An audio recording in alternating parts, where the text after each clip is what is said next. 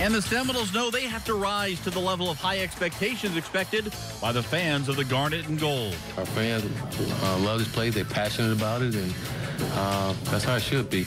All right, Florida State now. Certainly they're going to run a more energized offense. We saw that in the spring game. And a couple of the things that I really took away from the Garnet and Gold game include the fact that opposing defenses are going to need to be ready for an up-tempo approach, really part of what Willie Taggart called the Gulf Coast offense when he was coaching in South Florida. And he has a chance to run it to even greater effectiveness with the talent he can attract to Florida State.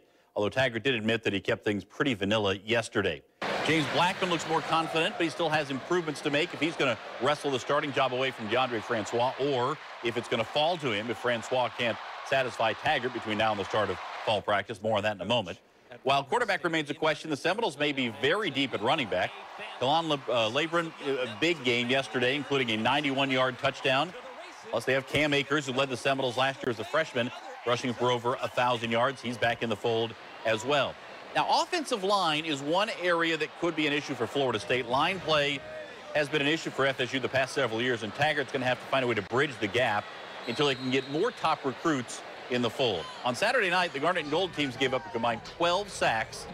There were all kinds of former players on the sideline in Tallahassee as well. And Brian Jackson caught up with some of those former Seminole greats. A crowd of nearly 60,000 fans packed Doak Campbell Stadium for the annual Garnet and Gold game.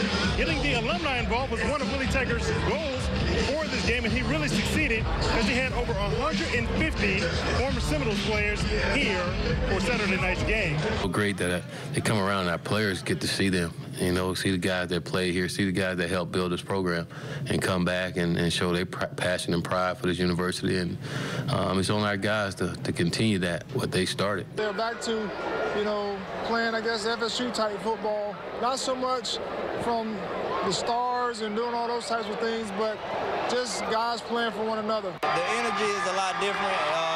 That's a good thing. The guys seem to be a lot looser and just relaxed and out here just flying around. And that's always a good thing. By me going to practice, he runs the show and they follow his lead, but they having fun doing it. And that's what it is about the game of football. You got to love doing it. You got to love football.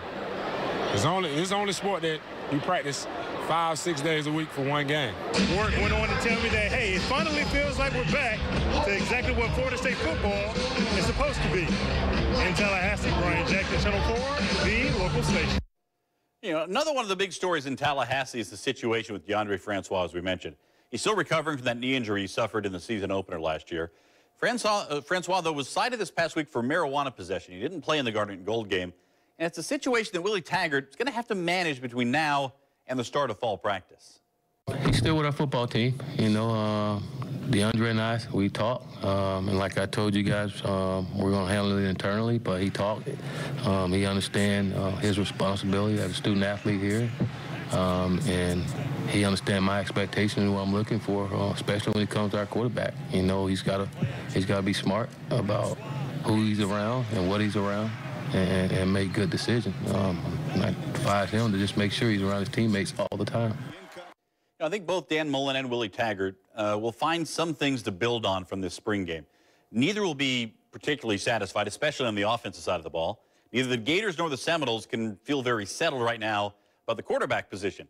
Also keep in mind that the offense is almost always behind the defense at this point, especially when you're putting new systems in. That's happening in both Gainesville and in Tallahassee.